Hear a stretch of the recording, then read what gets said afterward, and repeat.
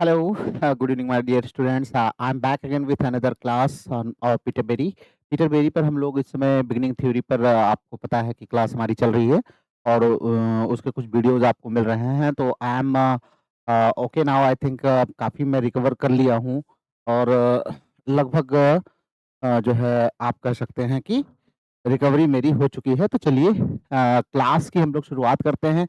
Last class में हम लोग स्ट्रक्चरलिज्म पर बात कर रहे थे एंड उसमें हम देख रहे थे कि पीटर बेरी साहब ने एक A25 की ट्रेन का एक एग्जांपल दिया था।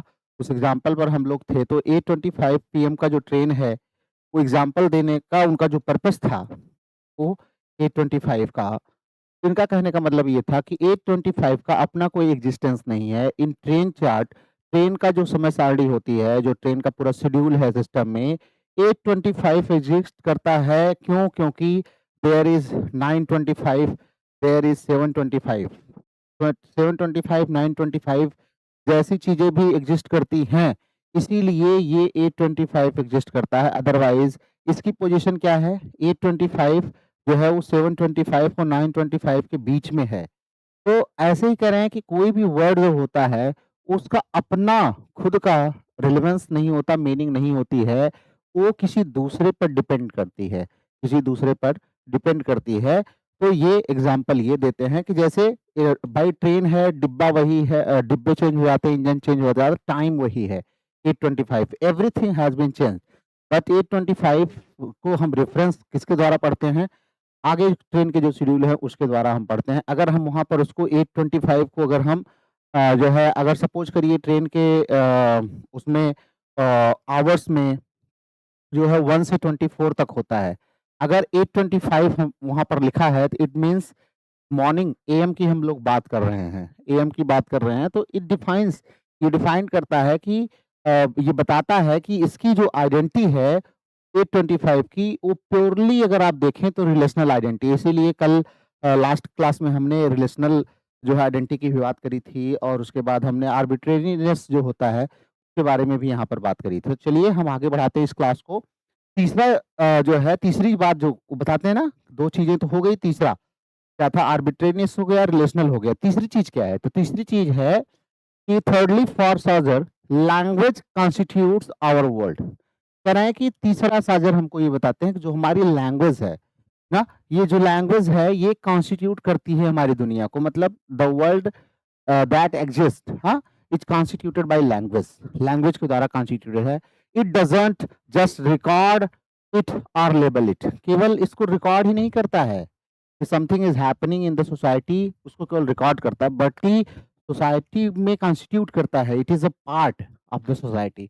Meaning is always attributed to the object. ये बहुत इंपॉर्टेंट है, ध्यान रखिएगा। मीनिंग हमेशा किसी भी ऑब्जेक्ट को दी जाती, किसी भी आइडिया को मीनिंग एट्रीब्यूट की जाती है, किसके द्वारा? By the human mind. Human mind, जैसे सपोज करिए नीम का पेड़ है, नीम का पेड़ है और इस नीम के पेड़ को हम नीम इसलिए जानते हैं बिकॉज अ ग्रुप जो है, एक ग्रुप ने, एक समाज के लोगों ने, एक ट्राइब कह सकते हैं, एक कह सकते हैं कि जो पर्टिकुलर लैंग्वेज के लोग थे, उन्होंने ये मान लिया कि इस तरह का जो ऑब्जेक्ट है, नीम के पेड़ के जैसा दिखने वाला जो ऑब्जेक्ट है, उसको हिंदी में नीम कह दिया जाएगा। उन्होंने उसको एक्सेप्ट कर लिया। तो अब उस पेड़ को जो नाम नीम दिया गया, तो वो नीम नाम किसके द्वारा दिया गया? ह्यूमन माइंड के द्वारा दिया गया। कैसे ह्यूमन माइंड? एक विचार के रखने वाले ह्यूमन माइंड ना, जिनके द्वारा नीम लैंग्वेज से जो सोसाइटी कॉन्स्टिट्यूटेड है, जो सोसाइटी नीम लैंग्वेज से कॉन्स्टिट्यूटेड है, उस सोसाइटी ने इस पेड़ को क्या नाम दे दिया? नीम का नाम दे दिया। तो कह रहा है कि हमेशा जो मीनिंग होती है ह्यूमन माइंड के द्वारा दी जाती है and constructed by and expressed through language. और उसको कंस्ट्रक्ट कैसे करता है ह्यूमन माइंड? जो देता है उसको कंस्ट्रक्ट करता है लैंग्वेज के द्वारा और एक्सप्रेस करता है लैंग्वेज के द्वारा। ये ध्यान रखिएगा। And constructed by and expressed through language, language के थ्रू ये कंस्ट्रक्ट होता है और कोई भी ऑब्जेक्ट जो होता है, और उसी के थ्रू हम उसको क्या करते हैं? लैंग्वेज के थ्रू हम उसको एक्सप्रेस करते हैं। It is not already contained with in the thing. और इसके अंदर जो मीनिंग होती है वो अंदर नहीं होती है, बल्कि ह्यूमन माइंड उसको क्या करता है? हमारा ह्यूमन माइंड को मीनिंग एट्रीब्यूट करता है और वो मीनिंग जो होती है वो कंस्ट्रक्टेड किसके थ्रू होती है? लैंग्वेज के थ्रू। और किसके थ्रू एक्सप्रेस्ड होती है? लैंग्वेज के थ्रू, ठीक है? तो लैंग्वेज के थ्रू कंस्ट्रक्टेड होती है, एक्सप्रेस्ड होती है और ह्यूमन माइंड उसको क्या करता है? वो मीनिंग एट्रीब्यूट करता है। ये ध्यान रखेंगे। Well known examples of this process, इस प्रोसेस का एक एग्जांपल ये दे रहे हैं, would be the choice between paired alternatives like the terrorist or freedom fighter। यहाँ पर दो इन्होंने दिया है। वेल नोन एग्जांपल कहना दीजिए कि चॉइस बिटवीन पेयर्ड अल्टरनेटिव्स, एक पेयर है अल्टरनेटिव्स का, एक है there is a terrorist, they a freedom fighter. There is no neutral or objective way of designating such a person, merely a choice of two terms which construct that person in certain ways। कह रहा है कि यहाँ पर तीसरी कोई choice, neutral कोई choice है ही नहीं, दो ही चॉइस है। Objective way of designating such a person, इस प्रकार के पर्सन को डेजिग्नेट करने का कोई ऑब्जेक्टिव वे नहीं है। मियरली केवल एक चॉइस ऑफ टू टर्म्स है, केवल यही दो टर्म है आपको चॉइस करने के लिए। कह रहे हैं कि which construct that person in certain ways, और यही किसी भी तरीके से कुछ तरीके से क्या करता है? इस पर्सन को कंस्ट्रक्ट करता है। द पर्सन इज इधर टेररिस्ट और freedom fighter. Another example of same concept is seen in the two ways of referring to the domestic tax imposed in Britain by the Thatcher government। कह रहे हैं एक और example ये England का दे रहे हैं कि थैचर गवर्नमेंट ने दो प्रकार के टैक्सेस जो है क्या किया था? डोमेस्टिक टैक्सेस जो है वहां की जनता पर इम्पोज किया था, दो प्रकार के taxes, middle ages and the peasants revolt. अब यहाँ पर गवर्नमेंट आप देखेंगे टैक्स कॉल्ड पोल टैक्स, एक टैक्स था इनका दैट वाज पोल टैक्स ना। ये पोल टैक्स जिसको गवर्नमेंट ने में अपोनेंट्स जो थे उन्होंने पोल टैक्स कहा। ये पोल टैक्स ने क्या किया? Evoking images of the middle ages and the peasants revolt. इसी पोल टैक्स से दो इमेजेस जो है अपोनेंट्स ने हमारे सामने दिया। एक तो मिडिल एजेस में आपको पता है कि जब एक पीजेंट्स रिवोल्ट हुआ था, कब? लगभग अराउंड जो है इट वाज 1382 के आसपास पीजेंट्स का रिवोल्ट हुआ था। आप देखेंगे पीजेंट्स रिवोल्ट, तो ये हमें किस चीज का याद दिलाता है? ये हमें इमेज, दो चीजों की इमेज हमारे दिमाग में लाता है पोल टैक्स। कौन? एक तो मिडिल एज का दिमाग में लाता है, मिडिल एज में लोग ऐसे रहे होंगे, देन पीजेंट्स रिवोल्ट का इमेज हमारे दिमाग में लाता है। The government itself called the tax the community charge. Government तो इसको कम्युनिटी चार्ज कह रही है, avoiding the negative word tax. वो नेगेटिव वर्ड टैक्स नहीं लाना चाहती। Tax is a negative word, negative word है टैक्स। जैसे ही टैक्स सुनता है आदमी के दिमाग में ये लगता करे यार हमें तो फालतू की चीजें देनी है। And making use of the favoured term community, और उसने क्या किया? कम्युनिटी का शब्द का यूज किया, कह रहा है कि दिस इज कम्युनिटी चार्ज, ये कम्युनिटी चार्ज है ना कि टैक्स है। अब यहां पर देखें तो the term for this tax used by a given individual immediately indicated a political position. अब यहां पर जो टर्म है इस टैक्स के लिए जो यूज किया है किसी इंडिविजुअल ने दिया होगा, ये दिखाता है immediately indicated a political position, एक पॉलिटिकल पोजीशन को दिखाता है। एंड अगेन नो न्यूट्रल और ऑब्जेक्टिव अल्टरनेटिव वाज अवेलेबल। फिर देखें तो इसके लिए कोई न्यूट्रल अल्टरनेटिव ऑब्जेक्टिव अवेलेबल नहीं है, या तो कम्युनिटी चार्ज कहिए या तो टैक्स कहिए, दो में से एक आपको कहना ही है। इन सर्टेन वे अगर आप देखेंगे तो आपको यही इसी तरीके से इसको बुलाना है। It has been said that there are three versions of every story. कहते हैं, ऐसा कहा गया है कि हर एक कहानी के तीन तरीके होते हैं, हर एक कहानी के तीन तरीके होते हैं, तीन वर्जन होते हैं। एक होता है योर वर्जन, एक होता है my version and the truth. आपको पता ही है तीन ही वर्जन होते हैं कोई कहानी। जैसे हमने कोई कहानी सुनी है तो हमने उसका बताया दैट इज माय वर्जन, और आपने उसको सुनी है आपने बताया दैट इज योर वर्जन, और तीसरा जो रियल है ट्रुथ जो है, तो तीन वर्जन होते हैं। But the case here is more complicated than that. लेकिन यहाँ पर थोड़ी सा मामला और उलझा हुआ है। Since all the available terms are purely linguistic, क्योंकि यहाँ पर जितने अवेलेबल टर्म्स हैं सब लिंग्विस्टिक्स से लिए गए हैं। There is no truth about these matters which exist securely outside language. तो यहाँ पर कुछ ऐसा ट्रूथ नहीं है जो आउटसाइड लैंग्वेज एग्जिस्ट करता हो। मतलब everything is with in language, सब कुछ लैंग्वेज के बीच में ही है। इसीलिए लैंग्वेज को शुरू में ही उन्होंने बताया कि कॉन्स्टिट्यूट करती है हमारी सोसाइटी को, हमारी कम्युनिटी को। हमारी कम्युनिटी कैसी होगी ये कौन बताता है? लैंग्वेज बताती है।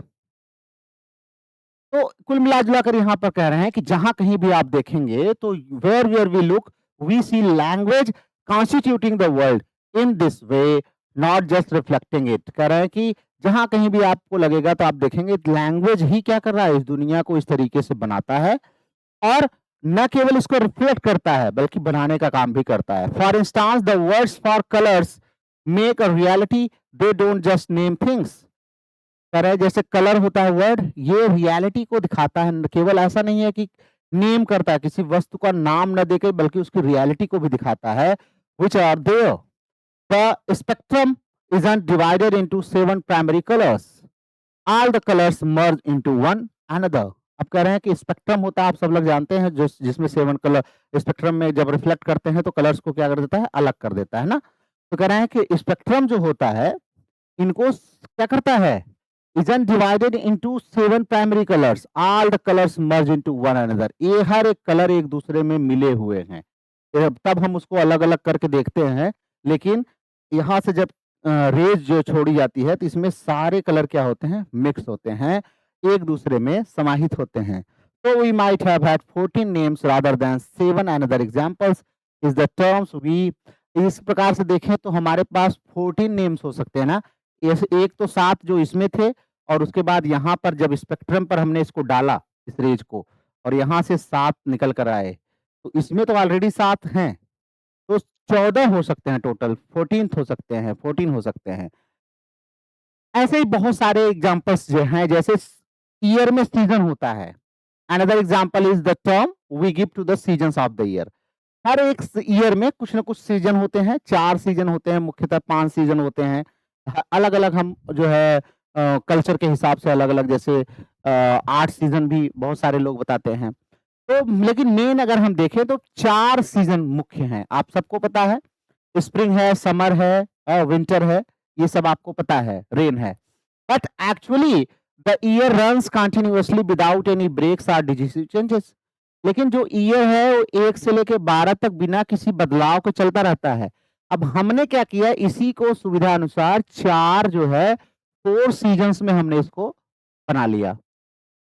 अब ईयर कहें या 4 सीजन्स कहें, बात एक ही हो गई। 4 में हमने उसको डिवाइड कर लिया।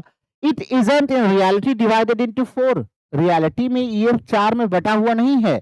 व्हाई नॉट हैव 6 सीजन्स, हम 6 सीजन्स क्यों नहीं रख सकते, 8 क्यों नहीं रख सकते। Since change is continuous throughout the year, the divisions could be made anywhere at all। क्योंकि पूरे साल में चेंज तो होता ही रहता है, तो डिवीजन तो हम कहीं भी कर सकते हैं। हम नवंबर से लेकर के फेब तक ही हम ठंडी को क्यों मानेंगे, विंटर क्यों मानेंगे भाई। चेंजेस तो होते रहते हैं, वेदर में चेंजेस होते रहते हैं, हम कहीं से भी मान सकते हैं। तो ये 8 हो सकता है। मान लीजिए हमने एक सीजन बना लिया, दैट इज लो विंटर का सीजन बना दिया, लो रेन का सीजन बना दिया, जब कम बारिश होती है उसका बना दिया। कह रहे हैं इसको हम डिवाइड कर सकते हैं कहीं से भी। लेकिन the seasons then are a way of seeing the year. लेकिन अब यहाँ से आपको क्या समझ में आया, सीजन क्या है। सीजन केवल ईयर को देखने का एक तरीका है। जैसे सपोज करिए आप एक पर्सनालिटी देखते हैं, सपोज करिए मैं, I am standing before you, मैं आपके सामने खड़ा हूं। आई am the same person, but देखने का जो नजरिया है, तरीका है, वो इस पर्सनालिटी को चेंज कर देता है। You must be seeing me as a teacher. आप सब लोग मुझे टीचर की तरह देख रहे होंगे, बट अगर मेरा बेटा आएगा तो he will see me as a father. वो मुझे एक पिता की तरह देखेगा। I am the same person ना। तो जो देखने का नजरिया है, कह रहे हैं कि ईयर को केवल देखने के तरीके से हमने उसको बना दिया सीजन में। ईयर एज अ होल वैसा ही है, चेंज नहीं हुआ है। The seasons then are a way of seeing the year, not an objective fact of nature। ना, सीजन जो है ऑब्जेक्टिव फैक्ट नहीं है नेचर का, ये केवल एक पूरे साल को देखने का तरीका है। तो Saussure's thinking is just the way language is arbitrary. इसी प्रकार से देखें तो सॉजर साहब हमेशा इस बात पर जोर देते हैं कि लैंग्वेज आर्बिट्रेरी होता है, रेशनल होता है एंड कॉन्स्टिट्यूटिव होता है। ये रट लेना भैया, ठीक है। आर्बिट्रेरी, रिलेशनल एंड कॉन्स्टिट्यूटिव किसने कहा है, तो आपको याद रखना चाहिए, सॉजर ने कहा है। And this way of thinking about language greatly influence the structuralist. और लैंग्वेज को इस तरीके से देखने का जो नजरिया था, आगे चल के स्ट्रक्चरलिस्ट को बहुत ज्यादा प्रभावित करता है। आर्बिट्रेरी होता है, रिलेशनल होता है एंड कॉन्स्टिट्यूटिव होता है, ये इन्होंने दिया है। और इसी से एक मॉडल मिला, model of a system which is self contained in which individual items relate to other items. ये एक ऐसा सिस्टम है जो अपने आप में सेल्फ कंटेन्ड है और इसमें ही एक इंडिविजुअल एक दूसरे को से रिलेट करते हैं, एक दूसरे को जो है क्रिएट करते हैं और लार्जर स्ट्रक्चर पे इसको लेकर के जाते हैं। एक और डिस्टिंक्शन था जो सॉजर ने बनाया और आगे चल के स्ट्रक्चरलिस्ट ने उसको यूज किया, वो था a way of thinking about the larger structures. बड़े स्ट्रक्चर्स को देखने का तरीका, सोचने का तरीका उनको, which were relevant to literature. Literature में ये काफी रेलिवेंट है कि thinking about the larger structures के बारे में सोचने का जो हमारा तरीका है उसके बारे में। ही यूज द टर्म, अब इसको आप अंडरलाइन कर लीजिए, उस उन्होंने दो टर्म दिया हमें, क्या दिया, एक दिया लैंग और दूसरा दिया पेरोल। ध्यान लीजिएगा, इस चीज को सिग्निफाई करने के लिए, मतलब to see the things in a larger structure में देखने का जो तरीका है उसके लिए इन्होंने लिटरेचर को, इन्होंने दो टर्म यूज किए, एक नाम है लैंग और दूसरा पेरोल। बहुत एग्जाम में पूछता, बहुत बार पूछा है, ये लैंग पेरोल किसका टर्म है। To signify respectively language as a system or structure on the one hand and any given utterance in that language on the other। तो लैंग क्या होता है, जो सिस्टम या स्ट्रक्चर है वो लैंग है और उसको हम जो है दूसरे तरफ कैसे बोलते हैं, कैसा अटरेंस है, वो हमारा पेरोल है। Langue and parole. A particular remark in French, a sample of parole। Parole का एक सैंपल दे रहे हैं, एक रिमार्क है फ्रेंच में। only makes sense to you if you are already in possession of the whole body of rules and conventions governing verbal behavior which we call French, that is the langue। कह रहे हैं कि Lang है क्या, अगर मान लीजिए French में आपको एक पर्टिकुलर रिमार्क दिया जाए ना, अब ये रिमार्क आपको तभी कोई सेंस आपके लिए क्रिएट करेगा अगर आप पूरे फ्रेंच क्या होती है, मतलब possession of the whole body of rules and conventions governing verbal behavior which we call French। कोई जिसको हम आज फ्रेंच कहते हैं उस फ्रेंच का एक बॉडी ऑफ रूल्स होगा कि ये चीज उसके अंदर होगी तभी हम फ्रेंच कहेंगे, इंडियन हम कहेंगे, हम बिहारी कहेंगे, हम यूपी वाला कहेंगे क्योंकि उसके अंदर ये बॉडी ऑफ रूल्स होगा, ये कन्वेंशन होगा, उसका एक मोड होगा, बिहेवियर होगा, उसको फुलफिल करेगा तभी हम उसको ये बोलेंगे। और आप जब तक उसको नहीं फुलफिल करेंगे तब तक आप फ्रेंच नहीं कहलाएंगे। और अगर आपको हम एक फ्रेंच में रिमार्क देते हैं तो शायद आप उसको समझ नहीं पाएंगे। तो यही होता है लैंग। लैंग क्या है, लैंग इज द बिहेवियर, जो बिहेवियर पर्टिकुलर बिहेवियर है। Langue is the whole body of rules, एक पर्टिकुलर सोसाइटी का बॉडी ऑफ रूल्स है, कन्वेंशन है, जो उसके वर्बल बिहेवियर को गवर्न करता है, वही लैंग है। मतलब हमारे यहाँ जैसे यूपी में वर्बल हमारा जो बिहेवियर है उसको गवर्न करता है। जैसे बहुत सारे यूपी, ईस्टर्न यूपी की अगर हम बात करें, हम ईस्टर्न यूपी से बिलोंग करते हैं, तो बहुत सारा बिहेवियर जो रूल्स हैं हमारे, वर्बल जो बिहेवियर हमारा है, वो लैंग्वेज के थ्रू कैसे गवर्न होता है, तो वही लैंग है। वही लैंग है, एक पर्टिकुलर सोसाइटी जो है उसको यूज करती है। कुल मिला-जुलाकर शुद्ध भाषा में देखिए तो हम जो अपने कॉमन लैंग्वेजेस यूज करते हैं उसकी बात की जा रही है। The individual remarks then is a discrete item which only makes sense when seen in relation to a wider containing structure in the classic structuralist manner। अब इनका कहना क्या था, स्ट्रक्चरलिस्ट जो थे make use of the langue parole distinction by seeing the individual literary work. जो हम literature में इसको लेकर के चले तो स्ट्रक्चरलिस्ट जो थे इन्होंने क्या किया, लैंग और पेरोल का यूज किया, इनका डिस्टिंक्शन किया, कैसे, bye seeing the individual literary work. Individual literary work को एक तरीके से देखा कि मतलब ये किसी व्यक्ति का कौन सा लिटरेरी वर्क है। जैसे एग्जांपल के तौर पर द नॉवेल मिडिल मार्च, मान लीजिए, चलिए एग्जांपल ले लेते हैं मिडिल मार्च का। ये याद रखिएगा, आपको हो सकता है पूछ ले पीटर बेरी ने कौन से नॉवेल का नाम दिया है, तो मिडिल मार्च। हम कोई भी ले लें वो, लेकिन यहाँ पर मिडिल मार्च लिया है as an example of literary parole. ये क्या है, ये लिटरेरी वर्क जो है ये लिटरेरी पेरोल का एक एग्जाम्पल है। It too only makes sense in the context of some wider containing structure. ये भी जब wider structure में हम जाएंगे तभी कोई sense ये बनाएगा. So the lang which relates to the parole Middlemarch is the notion of the novel as a genre. अब lang क्या है? lang कह रहे हैं कि रिलेट करता है इस पेरोल जो कि मिडिल मार्च नॉवेल यहाँ पर है, इससे रिलेट करता है और वो है क्या? Is the notion of the novel as a genre. मतलब ये नॉवेल के अंदर जो नोशन है एज ए जेनरा हम उसको क्या मानेंगे? That is langue as a body of literary practice. मतलब कौन सी लिटरेरी प्रैक्टिस का ये पार्ट है? कहने का मतलब नॉवेल है, प्ले है, नॉवेल में कौन सा नॉवेल है? That is Lang. इंडिविजुअल जो है दैट इज पेरोल. इंडिविजुअल जो है मतलब मिडिल मार्च इनका है, ऐसा नहीं कि एक ही नॉवेल लिखी गई, बहुत सारी नॉवेल लिखी गई ना, बहुत सारी नॉवेल लिखी गई. तो वो जितनी भी नॉवेल्स हैं that is individual, that is payroll, that is payroll. अब वो जिस जेनरा में आते हैं, मान लीजिए सब के सब नॉवेल में आ रहे हैं, तो नॉवेल हो गया लैंग आपका. तो हमारा जो वर्बल बिहेवियर है, जैसे मैं इंडिविजुअल हूं, कोई दूसरा होगा, तीसरा होगा, चौथा होगा, पांचवा होगा, 5 इंडिविजुअल हैं, वी आर पेरोल. लेकिन हमारा जो वर्बल बिहेवियर है दैट इज लैंग, वो हमारा लैंग हो गया. We are all from eastern UP and we have same verbal behaviour, हमारा सेम वर्बल बिहेवियर है, तो क्या हो गया? हमारा लैंग हो गया. ठीक है. तो यहां पर ये बता रहे हैं consider some of the point. कुछ और एग्जांपल्स आप देखिए, points made so far in this section about language. Language के बारे में बता रहे हैं. Firstly, can you think of other examples of language constituting reality rather than merely naming something which is already there. आप बहुत सारे एग्जांपल्स आप देख सकते हैं, जैसे हमने बताया, जैसे यहाँ पर इन्होंने ईयर का एग्जांपल दिया कि ईयर को हम 4 सीजन्स में जो है इसको थिंक कर सकते हैं.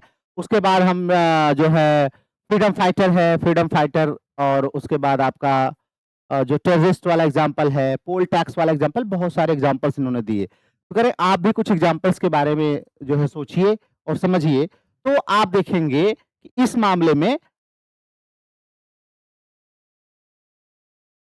कि जो भी स्पीच एक्ट्स है which are known as performatives, you may also like to consider the significance in this context of those speech acts. ऊपर जो भी स्पीच एक्ट्स है उसके सिग्निफिकेंस की अगर हम बात करें, उसके बारे में भी आप जानना चाहेंगे.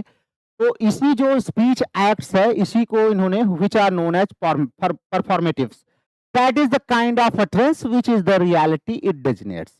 मतलब जो रियलिटी कोई ऑब्जेक्ट कैरी करता है, परफॉर्मेटिव उसी को क्या करते हैं? अटर करते हैं. मतलब स्पीच एक्ट्स उसी को अटर करते हैं, उसको रियलिटी बनाते हैं, जो रियलिटी को डिजिनेट करता है. अपने आप में कोई भी चीज रियलिटी नहीं होती, लैंग्वेज इसको रियलिटी बनाता है. Such as making a promise, जैसे I promise to tell him, मैंने उससे प्रॉमिस किया है बताने का.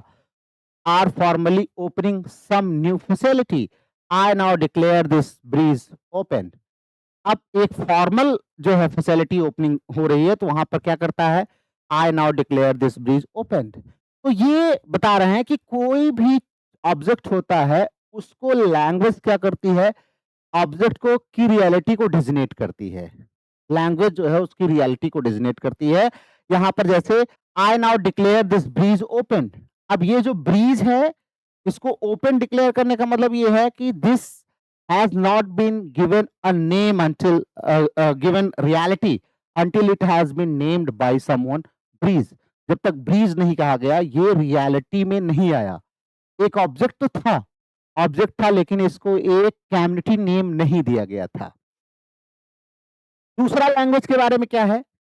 कह रहे हैं कि क्या आपको दिखता है कि हम जब आर्गुमेंट करते हैं अबाउट लैंग्वेज एंड रियलिटी, जो सॉजर ने पीछे बताया है, तो क्या आपको लगता है कि इसमें कोई कमी है?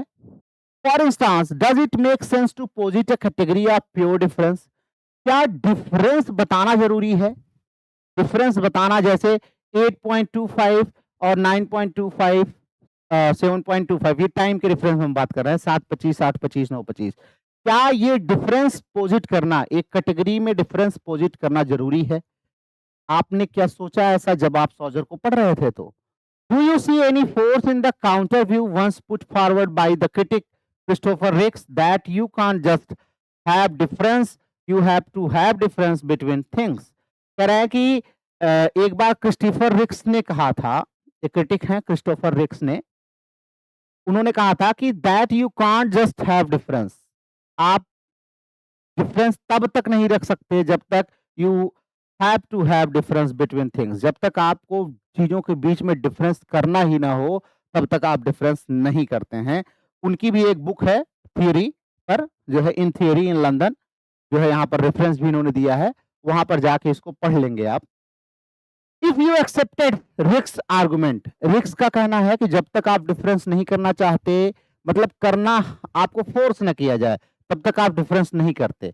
अगर हम रिक्स के आर्गुमेंट को पढ़ें and agreed that you can only have difference between things, तब आप किसी भी चीज के बीच में डिफरेंस तभी निकाल सकते हैं।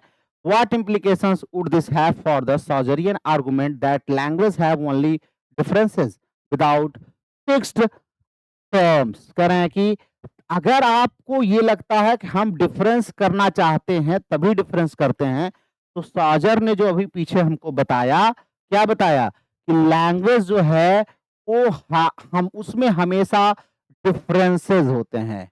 तो क्या इसका मतलब रिक्स जो हैं साजर को काउंटर कर रहे हैं?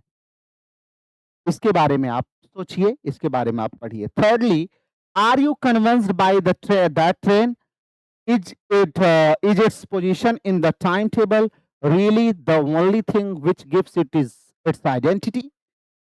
एक अब उस एग्जाम्पल की बात कर रहे हैं 825 का। क्या आपने कभी सोचा कि जो ट्रेन की आइडेंटिटी है उससे आप कन्विंस्ड हैं, उसका जो पोजीशन है उस पूरे टाइम टेबल में, क्या वही उसकी आइडेंटिटी है कि उससे हट करके भी उसकी आइडेंटिटी है? क्या आपने सोचा? Saussure supplements the example with another one. Saussure एक और एग्जांपल देते हैं। Why can a street be completely rebuilt and still be the same? Saussure साहब कहते हैं कि कोई एक गली है, एक गली है, पहले मान लीजिए इस गली में सपोज करिए छोटे वाले पत्थर ऐसे लगे हुए थे, ईंट लगे हुए थे। अब इसको बढ़िया से बना करके अच्छे-अच्छे बड़े-बड़े ब्लॉक्स जो है कलरफुल बना दिए गए हैं। कह रहे हैं क्या किसी गली को पूरा रिबिल्ट कर दिया जाए और फिर भी वो सेम रहे? ऐसा हो सकता है? Because it does not constitute a purely material entity. अब ऐसा नहीं हो सकता गली चेंज हो जाए, क्यों? क्योंकि कोई भी चीज़ केवल प्योरली मटेरियल एंटिटी से नहीं बनता है। It is based on certain conditions that are distinct from the materials that fit the conditions. कह रहे हैं कि उस कंडीशंस में जितने मटेरियल फिट्स होते हैं, उसके अलावा भी कुछ सर्टेन कंडीशंस होती हैं जो उसको अलग बनाती हैं। आप ये मत सोचिए कि उस गली को हम अलग कर दें केवल मटेरियल चीज़ें, मतलब सड़क उखाड़ करके आपने कच्ची गली थी वहाँ पर नए ब्लॉक्स डाल दिए तो गली का नाम पूरा बदल जाएगा। ऐसा नहीं है, क्योंकि गली केवल उस सड़क की ईंट से नहीं बनी थी, बल्कि और भी कुछ कंडीशंस थे जिनसे वो गली बनी हुई थी, तो उसको आप चेंज नहीं कर सकते। केवल और केवल क्या कर सकते हैं? Its location with respect to other streets, केवल और केवल आप कर सकते हैं तो मटेरियल्स को चेंज कर सकते हैं, गली को चेंज नहीं कर सकते। क्यों? क्योंकि गली केवल उस मटेरियल से नहीं बनी थी, बल्कि उसके बगल वाली गली से कितनी दूर है, चौराहे से कितनी दूर है, इन सब से मिलकर कर वो गली बनी थी। अगर आप गली को कंप्लीटली हटाना चाहते हैं, चेंज करना चाहते हैं, तो आपको और भी चीजें चेंज करनी पड़ेगी। चौराहे को कहीं और ले जाना पड़ेगा और दूसरी गली को कहीं और ले जाना पड़ेगा। क्यों? क्योंकि एक गली जब बनी थी, गली ए जो है, तो ये हमको बताती थी कि गली जो बी से ये 500 मीटर की दूरी पर है, चौराहे से 1 किलोमीटर की दूरी पर है। केवल ब्लॉक बनने से ये गली नहीं बनी थी कि उसमें केवल ईंट लग गई, मकान बन गई, ये गली बन गई। ये पूरी गली तब बनी जब इसके पास ये चौराहा 1 किलोमीटर पर है, इसके बगल में गली सी है, इसके जस्ट नज़दीक में दूसरी कॉलोनी शुरू हो जाती है, तब ये कॉलोनी बनी है, तब ये गली बनी हुई है। तो केवल एक सर्टेन मटेरियल्स के यूज़ करने से गली नहीं बनती है। इनके जो कोर्स इनके जो लेक्चर सीरीज़ थी उसका जो कंपाइलेशन 1916 में हुआ था, वो आप पढ़ेंगे पेज नंबर 1089 पर, वहाँ पर इन्होंने दिया है। A counter argument might be that the 8.25 has to be trained like before it can be the 825. Nobody will remark.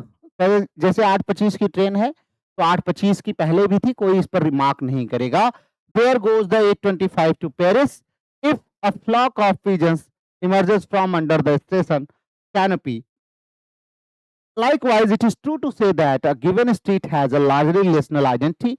You define X street by saying, अब यहाँ पर क्या है कि 8:25 की ट्रेन जाती है और बहुत सारे जो है पुल के नीचे से बहुत सारे पिजन्स हैं जो कि उड़ते हैं, वो छोड़ दीजिए। कह रहे हैं कि ये बात सही है that a given street has a largely relational identity. Train तो नहीं, लेकिन स्ट्रीट जो है उसकी बड़ी रिलेशनल आइडेंटिटी होती है, मतलब कई चीज़ों से रिलेट करता है वो। You define X street by saying that it is the one that runs at right angles between Y street and Z street, जो हमने आपको बताया कि एक गली A है, ये गली हमें तभी बताती है कि B गली से जब आप B गली से आप मान लीजिए यहाँ से आ रहे हैं, आप चौराहे से आए, चौराहे से B गली पहुँचे, B गली से राइट आपने लिया, A गली मिलेगी। या चौराहे से आप आए C गली के पास, C गली से आपने लेफ्ट ले लिया, आपको मिलेगी A गली। तो इसकी जो A की पोजीशन है, वो BC के पोजीशन से हमें बताती है। तो इसकी आइडेंटिटी रिलेशनल आइडेंटिटी है। ट्रेन की आइडेंटिटी रिलेशनल नहीं है, इसकी आइडेंटिटी रिलेशनल आइडेंटिटी है। At the same all the same a piece of string stretched between the two will not be mistaken for the street। कह रहा है कि भाई सेम पीस ऑफ स्ट्रिंग अगर निकाल दीजिए, स्ट्रेच की जाए तो गलियों के बीच में, तो उसको हम स्ट्रीट के लिए तो मिस्टेक नहीं करेंगे ना कि ये एक नई स्ट्रीट है।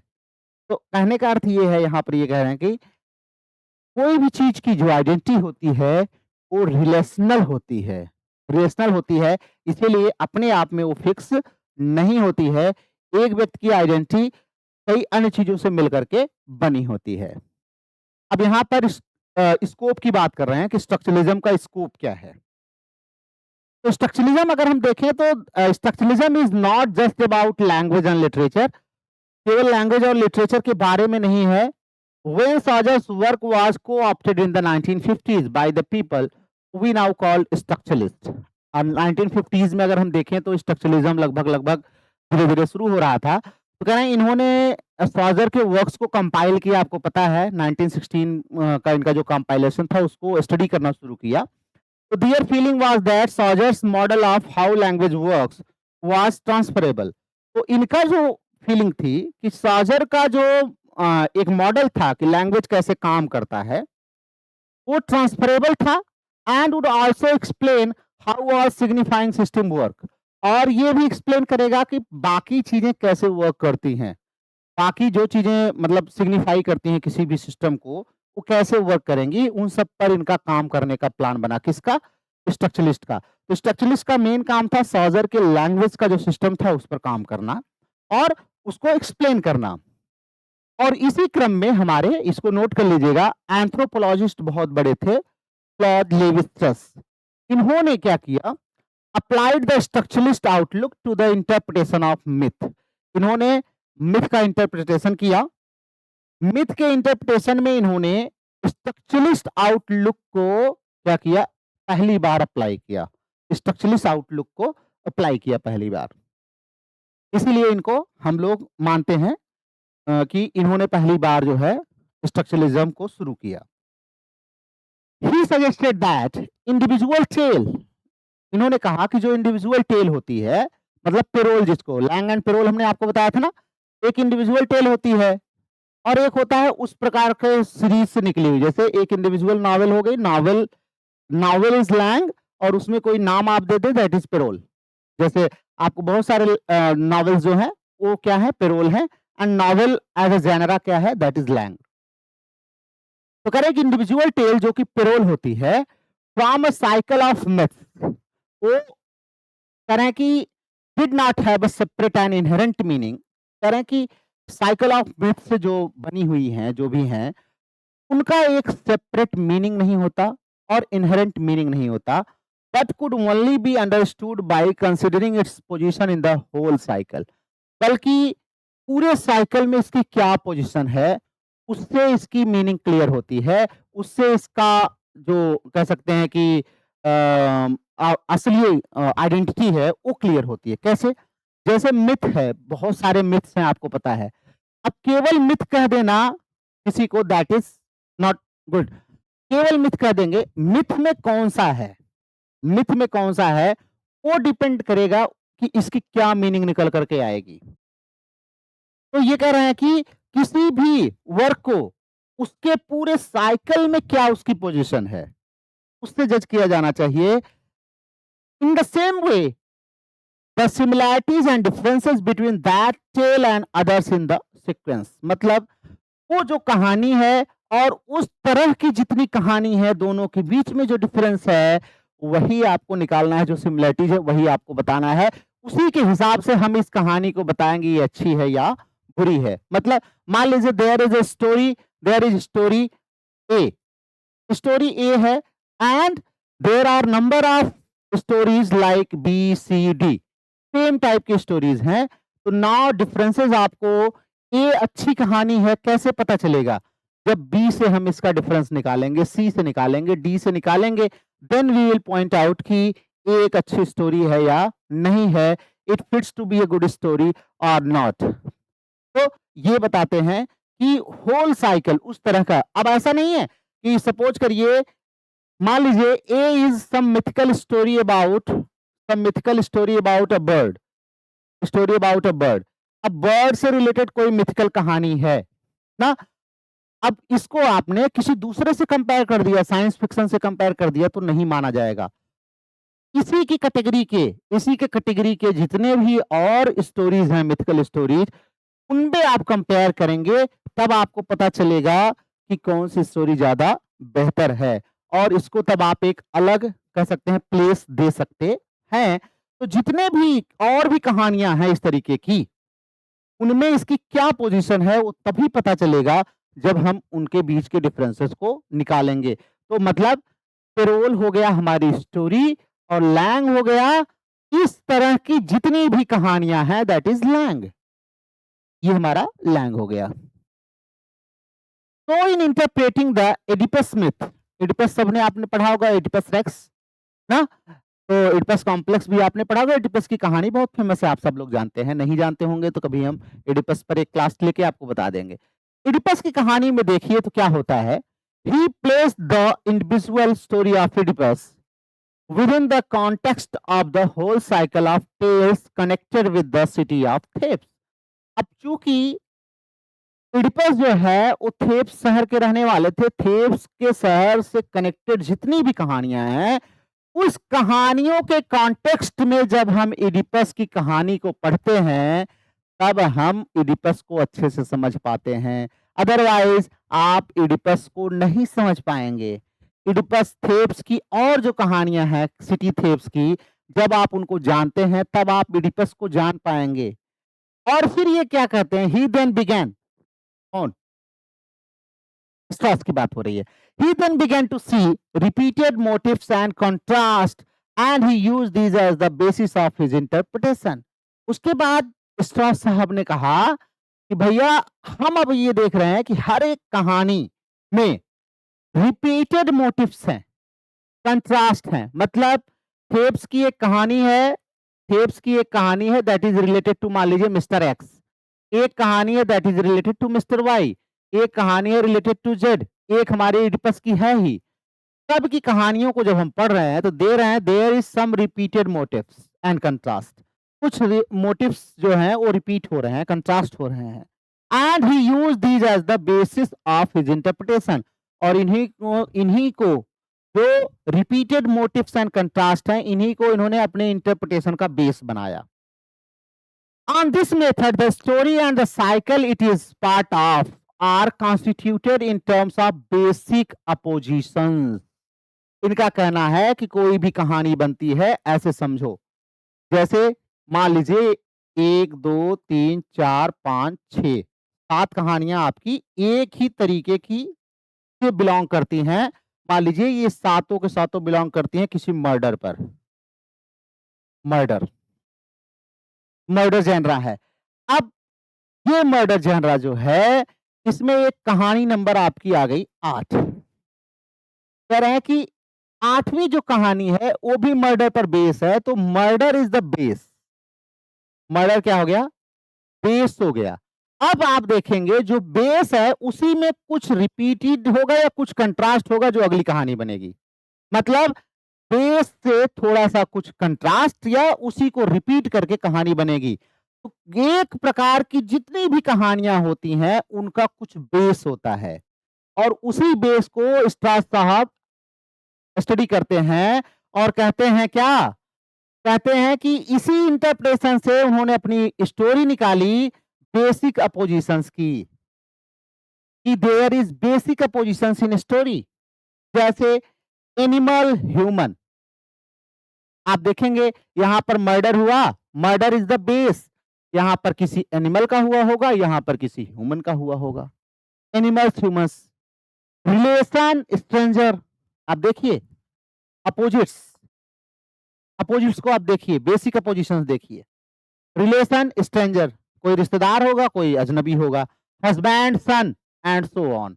ऐसे ही आप देखेंगे स्टोरी आगे बढ़ती जाएगी। मतलब एक स्टोरी में आप देखेंगे तो बेटे का मर्डर हुआ है, तो दूसरे में आप देखेंगे फादर का मर्डर हुआ है। तीसरे में आप देखेंगे सन जो है डॉटर का मर्डर हुआ है, तो चौथे में आप देखेंगे मदर का हुआ है। इस तरीके से आप क्या करेंगे, एक ही प्रकार के लैंग में आप देखेंगे, अलग-अलग प्रकार के पेरोल आप दिखेंगे, लेकिन लैंग पेरोल में बेसिक डिफरेंसेस होते हैं, कंट्रास्ट होता है और या रिपिटिशन होता है, 2 ही चीज होती है। Concrete details from the story are seen in the context of larger structure. और जब लार्जर स्ट्रक्चर में आप देखेंगे तभी जो कॉन्क्रीट डिटेल्स है वो स्टोरी की आप देख सकते हैं। And the larger structure is then seen as an overall network of basic direct pairs which have obvious symbolic, thematic, and archetypal resonance, like the contrast between art and life, male and female, town and country, selling and sovereign, etc. as in the worked example later. बाद में बहुत सारे examples इन्होंने दिए हैं। कह रहा है ये ओवरऑल नेटवर्क की बात करता है, जिसको इन्होंने क्या कहा है, ऑफ बेसिक डियाडिक पेयर्स। मतलब जो पेयर्स अपने आप में क्या हैं, सिंबॉलिक हैं, थीमेटिक, आर्केटाइपल लेकर के कैरी करते हैं और ये डिफरेंसेस को बताते हैं किसके, between art and life, contrast को, art and life, art and life के कंट्रास्ट को दिखाते हैं, मेल एंड फीमेल को दिखाते हैं। इन्हीं पर ये पूरी चर्चा किन्होंने की है, हमारे स्ट्रॉस साहब ने। This is the typical structuralist process of moving from the particular to the general. ये एक स्ट्रक्चरलिस्ट का प्रोसेस है, जैसे टीचिंग प्रोसेस होता है ना, वैसे स्ट्रक्चरलिस्ट भी एक अपना प्रोसेस इन्होंने शुरू किया, moving from the particular to the general. मतलब पर्टिकुलर से जनरल की तरफ जाना। पहले किसी इंडिविजुअल को लिया, फिर इंडिविजुअल के बारे में बात करते करते यूनिवर्सल इसको बना दिया, यूनिवर्सल बना दिया। तो that is particular to general. Placing the individual work within a wider structural context. एक इंडिविजुअल वर्क को लेते हैं और wider structural context, universal context पे ले जाकर के उसको कंपेयर करते हैं। The wider structure might also be found in, for instance, the whole corpus of an author's work. Wider structure एक जगह और मिल सकता है कि हाँ, ऑथर ने बहुत सारे वर्क लिखे हैं। मतलब एक ऑथर ने मान लीजिए 50 वर्क लिखे, उसमें एक वर्क को आप पढ़ रहे हैं, तो इस जो एक वर्क है इसको आप 50 से कंपेयर करके भी पढ़ सकते हैं, वाइडर स्ट्रक्चर में भी पढ़ सकते हैं। Or in the general conventions of writing about that particular topic. या जैसे हमने बात करी कि इसको आप कंपेयर कर सकते हैं, स्टडी कर सकते हैं। इस प्रकार की जनरा, मान लीजिए इन्होंने मर्डर मिस्ट्री लिखी है, तो मर्डर मिस्ट्री जितनी है उस पे आप ले जाकर के लार्जर स्ट्रक्चर में इसको कंपेयर कर सकते हैं। For instance discussing Dickens' novels Hard Times in terms of its deviations from novelistic conventions and into those of other more popular genres like melodrama or the ballad। कह रहे हैं जैसे Dickens की नॉवल हार्ड टाइम्स है, इसको अगर study करना है आपको, तो आप क्या करेंगे, इसको स्टडी करेंगे terms of its deviations from novelistic convention. Novelistic convention से थोड़ा हट करके ये इनकी कहानी है। एंड जब हम आप इसकी स्टडी करेंगे into those of other more popular genres, तो इस प्रकार के और कितने पॉपुलर जनराज हैं उससे हम इसको कंपेयर करेंगे। जैसे मेलोड्रामा है, बैलेड है, उससे हम कंपेयर करेंगे। मतलब ये प्योर नॉवेल नहीं है, तो ऐसे कितने हैं जो कि प्योर नॉवेल नहीं होते, मेलोड्रामा होते हैं, बैलेड होते हैं, उनसे हम कंपेयर करेंगे। In the identification of sets of underlying fundamental diets, और हम आइडेंटिफाई करेंगे कि इसमें कितने फंडामेंटल डायट्स हमें पाए जाते हैं, मतलब अपोजिट्स आप देखेंगे जैसे मेल फीमेल कितने पाए जाते हैं। A signifying system in this sense is a very wide concept. अगर इसमें आप एक देखेंगे सिग्निफाइंग सिस्टम तो बड़ा ही लंबा चौड़ा कॉन्सेप्ट है, जिसको समझने के लिए आपको क्या करना पड़ेगा कि it means any organised and structured set of signs, कोई ऑर्गेनाइज्ड हो या स्ट्रक्चर सेट ऑफ साइंस हो, विच कैरीज कल्चरल मीनिंग, जो कल्चरल मीनिंग को कैरी करता है। अब ध्यान रखिएगा, यहां पर अब हम धीरे धीरे हम लोग जो है मीनिंग की तरफ चल रहे हैं। Cultural meaning included in this category would be such diverse phenomena as works of literature, tribal rituals. कह रहे हैं कि अब इस कल्चरल मीनिंग की अगर हम बात करें तो इसमें हम थोड़ा सा और डाइवर्स फिनोमेना में जाएंगे तो हमें क्या मिलेगा, वर्क्स ऑफ लिटरेचर जैसे ट्राइबल रिचुअल्स, बहुत सारे ट्राइबल्स के रिचुअल्स जो हैं, अ डिग्री सेरेमनी से or no rain dance, fashions in clothing food lifestyle, the styling of cars on the contents of advertisements. तो बहुत सारे ऐसे पार्ट हैं, बहुत सारे ऐसे पार्ट्स हैं जिनका अपना एक सिग्निफाइंग सिस्टम है, एक पूरा सेट है ना, उस पर हम बात करेंगे। For the structuralist the culture we are part of can be read like a language. Structuralist का कहना है कि हम जिस कल्चर के पार्ट हैं उसको हम एक लैंग्वेज की तरह, रेड लाइक लैंग्वेज की तरह हम उसको यूज करते हैं। मतलब जैसे लैंग्वेज कॉन्स्टिट्यूट करता है किसी चीज को, किसी सोसाइटी को, ऐसे ही कल्चर जो होता है, कोई जैनरा जो होता है उस कल्चर से कॉन्स्टिट्यूटेड होता है। Using these principles since culture is made up of many structural networks, क्योंकि हमारा जो कल्चर होता है ये कल्चर ऐसे नहीं बनता है, बहुत सारे स्ट्रक्चरल नेटवर्क्स हैं जो कल्चर को बनाते हैं। किसी भी समाज का एक कल्चर होता है, वो कल्चर ऐसे थोड़ी बन जाता है, बहुत सारे नेटवर्क से मिलकर बनता है, बहुत सारे सिग्निफिकेंस इसमें होते हैं, ऐसा नहीं है। एक ये क्या है, एक ये सिस्टमैटिक वे है जिससे कल्चर बनता है, ऐसे नहीं कल्चर किसी चीज से आ गया ना, बहुत सारी चीजें होती हैं जिससे कल्चर का निर्माण होता है। तो कह रहे हैं कि since culture is made up of many structural networks which carry significance and can be shown to operate in a systematic way, और ये कल्चर जो बनता है बहुत सारे सिग्निफिकेंस से बनता है, बहुत सारे सिग्निफिकेंस कैरी करता है अपने अंदर, और हर एक सिग्निफिकेंस का अपना सिस्टमैटिक वे होता है। अब इसको ऐसे सिंपल तरीके से समझिए, कल्चर कैसे बना, बहुत सारे सिग्निफिकेंस ने मिलकर के कल्चर बनाया, सब सिग्निफिकेंस का अपना अपना आप देखेंगे तो सिस्टमैटिक वे है। जैसे हमारा बहुत सारे हमारे कल्चर्स हैं, हमारी संस्कृति जो है बहुत सारे हमारे हैं, उसमें कैसे बनाइए, मान लीजिए कुछ चीजें यहाँ से आई, कुछ यहाँ से आई। अब ये मान लीजिए सपोज करिए जैसे पूजा पाठ करने वाला है, तो ये हमें वैदिक कल्चर से हमें मिल कर के आया, ट्रांसफर हुआ वैदिक कल्चर से, तो इसका एक सिस्टमैटिक जो है वो था। उसके बाद यहाँ पर जैसे मान लीजिए हेल्पिंग अदर्स, जो परोपकार वगैरह होता है हमारे कल्चर में डेवलप होता है, वो आया, वो एक सिस्टमैटिक वे से आया। तो कह रहे हैं कि ये जो कल्चर होता है अपने आप में बहुत सारे सिग्निफिकेंस से मिलकर के बना होता है, एंड वो बहुत सारे सिस्टमैटिक वे से मिलकर के बने होते हैं। तो ब्रॉडर एस्पेक्ट में आप देखेंगे तो लिटरेचर जो है mixes with culture, and culture in itself is made up of many significant systematic way of science, जो है ये आप ध्यान रखेंगे। तो दीज नेटवर्क्स ऑपरेट, ये जो नेटवर्क्स हैं, जो जिन नेटवर्क से हमारा कल्चर बनता है, operates through codes as a system of signs. ये जो सिस्टम होता है वो कोड से ऑपरेट होते हैं, और इसी को हम बोलते हैं system of signs. System of signs, they can make statements just as language does. ये एक स्टेटमेंट भी बना सकते हैं जैसे कि लैंग्वेज करता है, कोई भी कल्चर अपने आप में एक स्टेटमेंट दे सकता है जैसे कि लैंग्वेज करता है।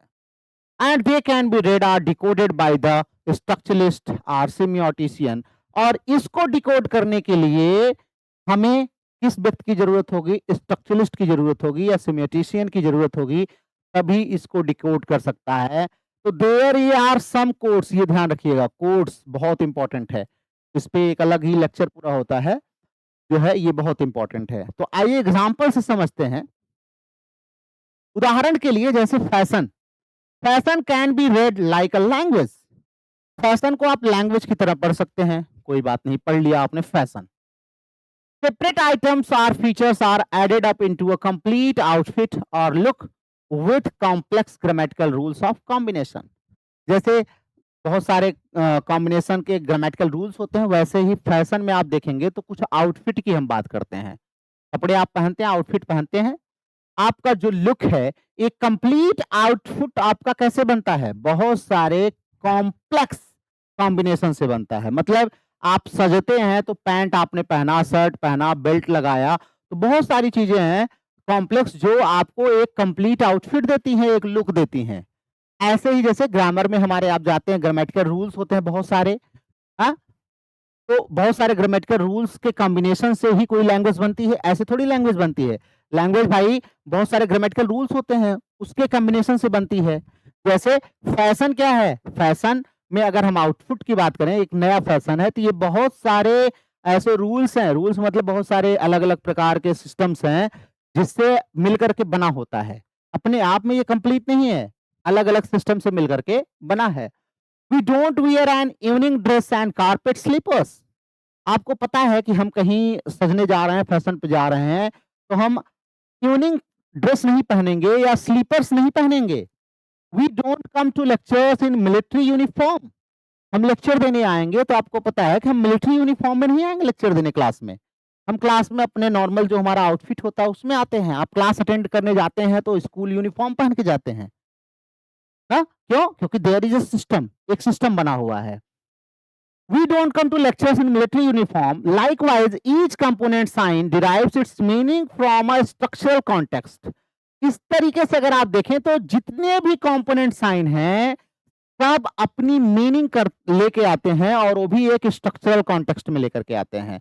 मतलब एक व्यक्ति को आउटफिट सजाना है, तो यहाँ पर आप देखेंगे ये आउटफिट जो है, हर एक जगह का आउटफिट अलग है, फैशन हर एक जगह का अलग है।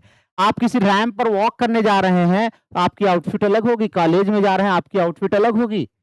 Outfit is the same but its role changes. क्यों? क्योंकि देयर इज अ सिस्टम, एक सिस्टमैटिक साइन है जो कि ये हमें बताता है, उससे जुड़ा हुआ है ये। तो ये जो कंपोनेंट साइंस हैं, इनकी अपनी मीनिंग होती है और वो निकलती कहाँ से है? हम जब उस स्ट्रक्चर में उसको फिट करते हैं तब उसकी मीनिंग निकलती है। स्ट्रक्चरल कॉन्टेक्स्ट में ही उसकी मीनिंग निकलती है, अदरवाइज नहीं निकलेगी। Of course, many fashions in clothing depend on breaking such rules in a knowing way, but the statement made by such rule breaks, for instance, making outer garments which look like undergarments or cutting expensive fabrics in an apparently rough way, depends upon the prior existence of the rule or convention which is being conspicuously flouted. अब यहाँ पर कह रहा है बहुत सारे rule ऐसे होते हैं जो रूल्स को ब्रेक ही करते हैं, मान लीजिए ब्रेक करते हैं, रोल को जानबूझ करके ब्रेक करते हैं। लेकिन जो स्टेटमेंट एक बार बन गया तो रूल ब्रेक, मान लीजिए एग्जांपल के तौर पर ये बता रहे हैं कि जैसे कोई ये कहे कि अंडरगारमेंट्स की तरह ही कपड़े बना करके बाहर पहन सकता है, हाँ? फैब्रिक्स को, एक्सपेंसिव फैब्रिक्स को कट करके अपेरेंटली रफ वे में पहने तो वो पहन सकता है। लेकिन जो prior existence of the rule है, कन्वेंशन है, उसी को फ्लाउट करके ही तो आप करेंगे, कि कुछ अलग से ले आएंगे? नहीं ले आएंगे। जिसकी जो पोजीशन है उसी को केवल फ्लाउट करेंगे, जानबूझ करके कॉन्स्पिक्यूअसली आप फ्लाउट करेंगे। In the fashion world for instance 1994 के आसपास आप देखेंगे तो the combination of such features is as exposed themes, crumpled looking fabrics and garments which were too big or too small for the wearer signified the fashion known confusingly in this context as deconstruction. यही आप देखेंगे धीरे धीरे fashion आया कि लोग क्या कर रहे हैं, उल्टा सीधा कपड़े पहन रहे हैं, लूज पहन रहे हैं, ऐसे पहन रहे हैं ना। तो ये कह रहे हैं यही तो डीकंस्ट्रक्शन है। अब इसी को आगे हम लोग पढ़ेंगे, कैसे डीकंस्ट्रक्शन के रूप में पढ़ेंगे। डीकंस्ट्रक्शन भी वही कहता है भैया बेस तो सेम है, केवल हम क्या करते हैं, तोड़ करके बनाते हैं। केवल जैसे पैंट्स मान लीजिए हम पहनते हैं, अब इसी पैंट्स में कोई टाइट पहनता है, कोई जीन्स पहनता है, कोई ट्राउजर पहनता है, कोई लूज वाला एकदम आजकल चला है कि नीचे की तरफ जो है वो बहुत जो है फैला हुआ रहता है, कोई कटा हुआ पहनता है। अगर आप देखेंगे तो यही तो डिकंस्ट्रक्शन है, आगे आप पढ़ेंगे। Take any one of these features out of the context of all the rest, however, and they will merely signify that you have your jacket on inside out or don't believe in ironing. Again, these individuals items have their place in overall structure, and the structure is of greater significance than the individual item. सब item जितने देखेंगे तो वो structure में उनका एक role होता है, और स्ट्रक्चर मेन है, न कि आइटम। ध्यान रखिएगा, कोई भी स्ट्रक्चर मेन है, आप कैसे दिखते हैं दैट इज मेन, वो मेन चीज है, न कि आपने जो आइटम्स पहने हुए हैं वो मेन है। तो आइए अब ये हमें धीरे-धीरे ले चल रहे हैं किसकी तरफ? दूसरे राइटर की तरफ, दैट इज़ रोला बार्थ। तो आज के लिए बस इस क्लास में इतना ही करते हैं। कितना ये पेज नंबर है? Let me check, I think हम लोग पेज नंबर 47 पे आने वाले हैं। चलिए, इनकी चर्चा कर ही लेते हैं थोड़ा-सा, रोला बार्थ की। तो एक फिगर हो गए, अभी हम लोग लेवी स्ट्रॉस साहब को पढ़ रहे थे, एंथ्रोपोलॉजिस्ट बहुत बड़े फेमस थे। अब अर्ली फेज ऑफ स्ट्रक्चरलिज्म में एक बहुत बड़ा नाम था जिनका नाम था रोला birth. He applied the structuralist method to general field of modern culture. तो मॉडर्न कल्चर के सेंस में इन्होंने जो है स्ट्रक्चरलिज्म को अडॉप्ट किया है, अप्लाई किया है। He examined modern France, modern France को एग्जामिन करते हैं, कब के? Of the 1950s। ध्यान रखिएगा, 1950s में जो इस समय फ्रांस था उसको थोड़ा सा स्टडी करते हैं, इसी को अडॉप्ट करते हैं ये। From the standpoint of cultural anthropologist in a little book called Mythologies, इनकी एक बुक थी that is known as mythologies. Mythologies में इन्होंने जो मॉडर्न फ्रांस था उसको एक कल्चरल एंथ्रोपोलॉजिस्ट के तौर पर इन्होंने यूज किया है, which he published in France in 1957। इनकी माइथोलॉजी जो है 1957 में पब्लिश हुई थी। तो पहला अगर आपसे कोई पूछे कि स्ट्रक्चरलिस्ट जो है मेथड जो इन्होंने यूज किया for the first time in which book, तो दिस वाज माइथोलॉजीज। माइथोलॉजीज इनकी छोटी सी बुक थी जिसमें मॉडर्न फ्रांस को इन्होंने जो है एज अ कल्चरल एंथ्रोपोलॉजिस्ट अपने आप को दिखाते हुए यूज किया है। This looked at a host of items which had never before been subjected to intellectual analysis। इसमें इन्होंने एक बहुत सारे आइटम्स को दिखाया जो कि इसके पहले इंटेलेक्चुअल एनालिसिस के लिए नहीं आया है, such age difference between boxing and wrestling. जैसे बॉक्सिंग और रेसलिंग में क्या डिफरेंस होता है भाई, अंतर है ना, वो भी बॉक्सिंग एक होता है, एक रेसलिंग होता है, उसमें क्या डिफरेंस है। The significance of eating steak and chips, steak खाने में और चिप्स खाने में, दोनों में क्या डिफरेंस है। The styling of the Citroen car और the cinema image of Greta Garbo's face, a magazine of photograph of an Algerian soldier saluting the French flag। कह रहे हैं कि एक मैगजीन फोटोग्राफ है जिसमें अल्जीरिया का सोल्जर है और वो फ्रेंच फ्लैग को सल्यूट कर रहा है, उसमें क्या डिफरेंस है। Each of these items he placed within a wider structure of values, beliefs and symbols as the key to understand it। इसको समझने के लिए इन्होंने वाइडर रूप में इन सारी चीजों को रखा है। ये एग्जांपल्स भी आपको याद रखने होंगे, क्या क्या एग्जांपल्स दिए उन्होंने, बॉक्सिंग का, रेसलिंग का दिया है, ईटिंग स्टिक एंड चिप्स का दिया है जो है, उसके बाद साइट्रियन कार का दिया है, सिनेमा इमेज ग्रेटा गार्बो का चेहरा दिया है, मैगजीन फोटोग्राफ दिया अल्जीरियन सोल्जर का जो कि फ्रेंच फ्लैग को सल्यूट कर रहा है। और इन्हीं सब आइटम को wider structure of values beliefs में पुट करके ये इसको समझने की कोशिश करते हैं। बस बॉक्सिंग ही जब बता रहे हैं, boxing is seen as a sport concerned with repression and endurance. Boxing एक ऐसा स्पोर्ट है जिसमें रिप्रेशन होता है और एंड्योर करना होता है, सहना होता है। As distinct from wrestling, wrestling से ये अलग है। कैसे? Where pain is flamboyantly displayed, जहां पर जो दर्द होता है वो खुल के दिखाई देता है, फ्लैम्बॉयंटली डिस्प्ले किया जाता है। Boxers do not cry out in pen when hit, जब बॉक्सर्स को मारा जाता है पंच तो क्राई नहीं करते, चिल्लाते नहीं हैं। The rules can not be disregarded at any point during the bout, और जब तक बॉक्सिंग चलती रहती है, बाउट चलती रहती है, आप रूल्स को तोड़ नहीं सकते, आप क्राई नहीं कर सकते। And the boxer fights as himself, boxer खुद फाइट करता है, not in the elaborate guise of make believe villain और हीरो। एक विलन और हीरो बन करके नहीं, बल्कि वो खुद फाइट कर रहा होता है। बाई कंट्रास्ट, इसके कंट्रास्ट में आप देखेंगे तो there are wrestlers grunt and snarl with aggression. Wrestler चिल्लाते हैं दर्द में, एकदम गरजते रहते हैं रेसलर जो होते हैं। स्टेज इलैबोरेट डिस्प्लेज ऑफ एग्नी और ट्रायम्फ, स्टेज पर ही दिखाते हैं बड़े पीड़ा में हैं या जीत रहे हैं, ऐसे ऐसे अपना हाथ करते हैं। एंड फाइट एज एग्जैगरेटेड, और ऐसे फाइट करते हैं जैसे खूब दिखाना चाहते हैं। लार्जर देन लाइफ विलेंस और सुपर हीरोज, ऐसा लगता है जैसे मतलब कि विलेन और सुपर हीरो से ज्यादा अपने आप को बेहतर दिखाने की वहां पर कोशिश करते हैं। तो clearly these two sports have quite different functions with in society. किसी भी सोसाइटी में दोनों स्पोर्ट्स का अलग अलग फंक्शन है। बॉक्सिंग इनैक्ट्स द स्टोइकल एंड्योरेंस, बॉक्सिंग हमारे अंदर दिखाता है कि हमारे अंदर एक संत महात्मा जैसा जो स्टोइक एंड्योरेंस है उसको दिखाता है। Which is sometimes necessary in life, जीवन में ये बड़ा जरूरी है कि हमारे अंदर एक संत की तरह सहने की क्षमता होनी चाहिए। कोई आपको कुछ बोल दे, आपके अंदर एक स्टोइक एंड्योरेंस होना चाहिए। While wrestling dramatizes ultimate struggles and conflicts between good and evil, जबकि रेसलिंग क्या दिखाता है कि हमारे जीवन में गुड एंड इविल के बीच में अल्टीमेट एक रेसलिंग तो होती ही है, स्ट्रगल होता ही है, ये दिखाता है।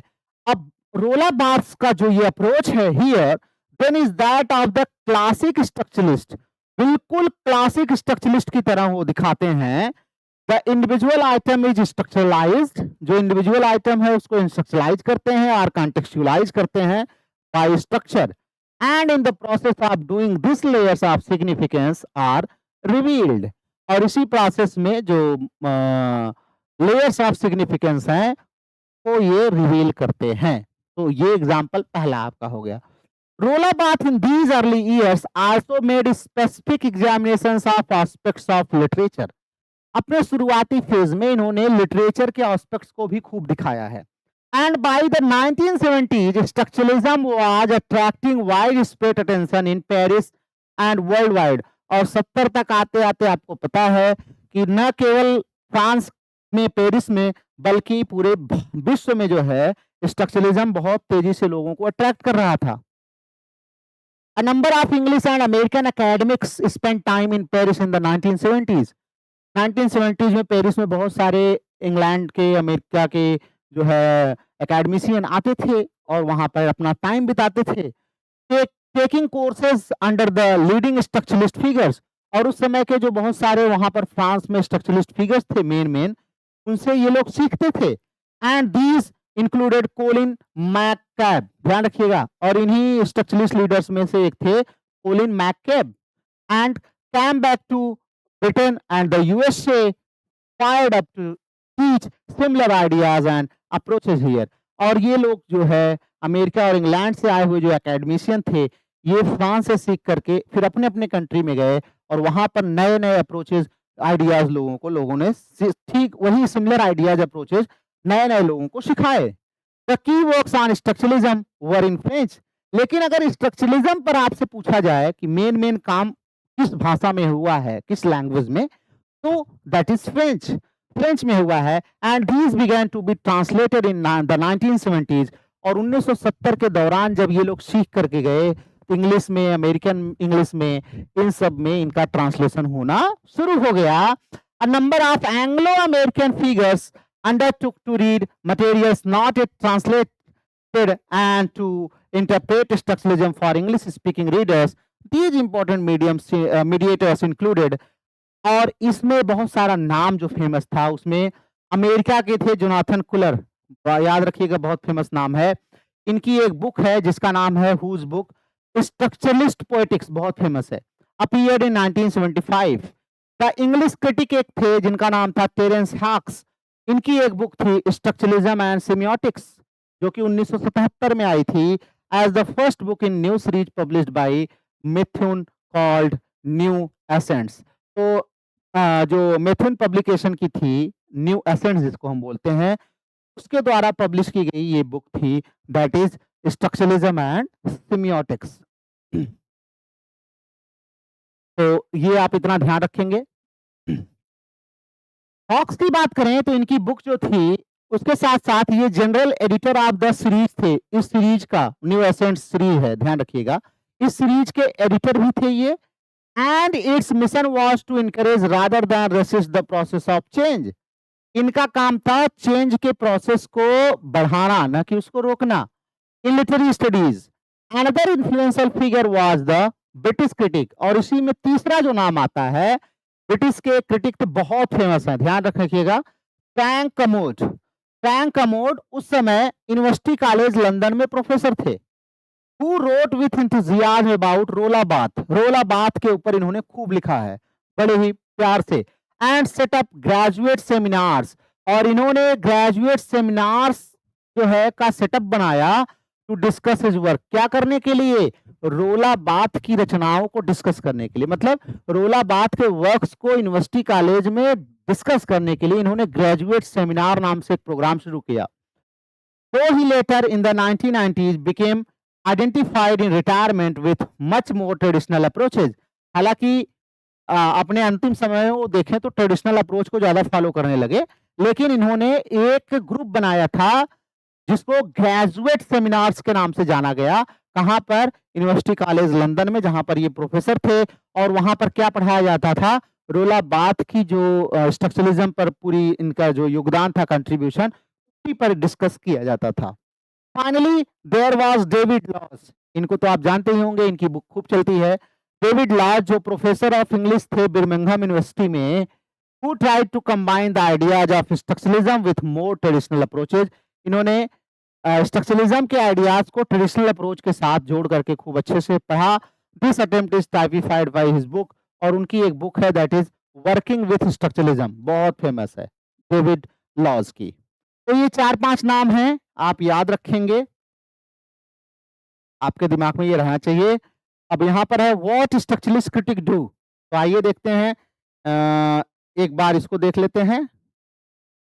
स्ट्रक्चरलिस्ट क्रिटिक करते क्या हैं? तो स्ट्रक्चरलिस्ट क्रिटिक हमारे जो हैं भैया, दे एनालाइज मेनली प्रोज नैरेटिव्स। ध्यान रखना, एनालाइज करते हैं मेनली किसको? प्रोज नैरेटिव्स को। पोएट्री को बहुत ज्यादा एनालाइज नहीं करते। Relating the text to some larger containing structure, और टेक्स्ट को लार्जर कंटेनिंग स्ट्रक्चर पर जो है कंपेयर करते हैं, रिलेट करते हैं। जैसे the conventions of particular literary genre, जिस लिटरेरी जॉनरा से वो बिलोंग करता है उसमें क्या कन्वेंशंस वगैरह हैं, उससे रिलेट करते हैं। नेटवर्क ऑफ इंटरटेक्सचुअल कनेक्शंस, और बहुत सारे जो उससे रिलेटेड इंटरटेक्सचुअल बुक्स हैं उससे कनेक्ट करते हैं, मतलब इस तरीके की बुक्स कहाँ कहाँ लिखी गई, किस एज में लिखी गई, उससे पूरा कनेक्ट करते हैं। A projected model of an underlying universal narrative structure, और एक मॉडल देते हैं कि एक नैरेटिव स्ट्रक्चर इसका क्या है, उसका एक मॉडल देते हैं। A notion of narrative as a complex of recurrent patterns और मोटिव्स, और जो है नैरेटिव को एक कॉम्प्लेक्स जो है पैटर्न के रूप में, मोटिव्स के रूप में प्रेजेंट करते हैं। ये काम इनका पहला होता है। दूसरा काम क्या होता है? They interpret literature in terms of range of underlying parallels. Literature को उसके बहुत सारे जो पैरेलल्स हैं उससे कंपेयर करते हैं with the structures of language, language के स्ट्रक्चर से, as described by modern linguistics. Modern linguistics ने भी ऐसा ही किया है। For instance the notion of the morpheme, बहुत अभी एक एग्जाम में आया था, ये टर्म किसने यूज किया है? मेथिम का यूज किसने किया है? पोजिटेड बाय लेविस्ट्रॉस, तो ये किसने दिया है? क्लॉड लेविस्ट्रॉस ने। Denoting the minimal unit of narrative sense, मतलब नरेटिव सेंस की जो सबसे मिनिमल यूनिट होती है वो दैट इज मिथिम है। Is formed on the analogy of the morpheme, और इसको कहां से लाया इन्होंने? मॉर्फिम की एनालॉजी है, which in linguistics is the smallest unit of grammatical sense. Linguistics में सबसे स्मॉलेस्ट यूनिट मीनिंग की होती है, तो क्या होती है? That is morpheme. मॉर्फिम से ही इन्होंने एनालॉजी करके एक बनाया, दैट इज मिथिम, मतलब मिथ से।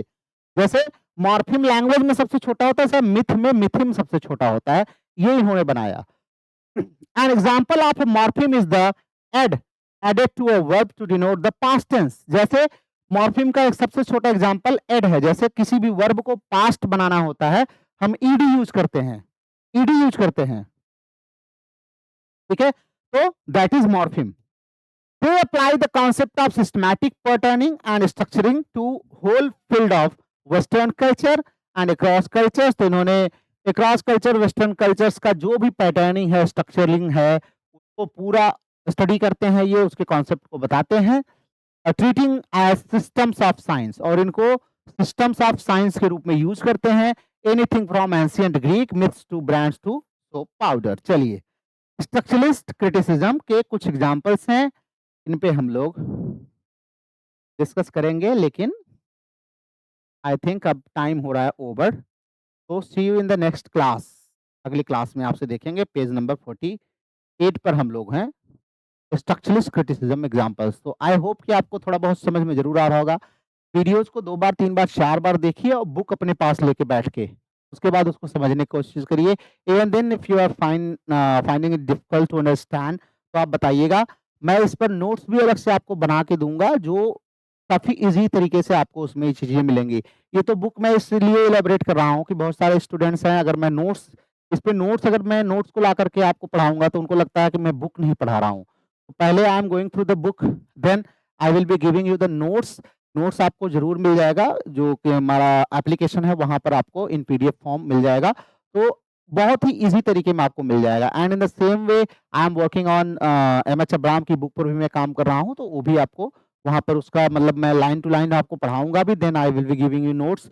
नोट्स भी मैं एग्ज़ाम्पल के तौर पर एक दिन एक कोई क्लास आपको दे दूँगा, आप देख लेंगे कि कैसे नोट्स जो है आपके प्रिपेयर किए जा रहे हैं। तो बहुत सिस्टमैटिक तरीके से किया जा रहा है। तो चलिए, thank you very much for listening to me for a long period of time. तो चलिए, आपसे फिर से हमारी मुलाकात होगी अगले क्लास में। Till then take care of yourself. और ज़रूरी ये है कि आप हर एक वीडियोस को थोड़ा-सा लाइक वगैरह ज़रूर कर दिया करें and share to your friends and others जो तैयारी अपनी कर रहे हैं। And do join do download our app. हमारा ऐप जो है डाउनलोड कर लीजिए, वहाँ से you can access all the courses available there. आप उसको एक्सेस कर सकते हैं। तो see you in the next video. Till then take care of yourself. Have a good day.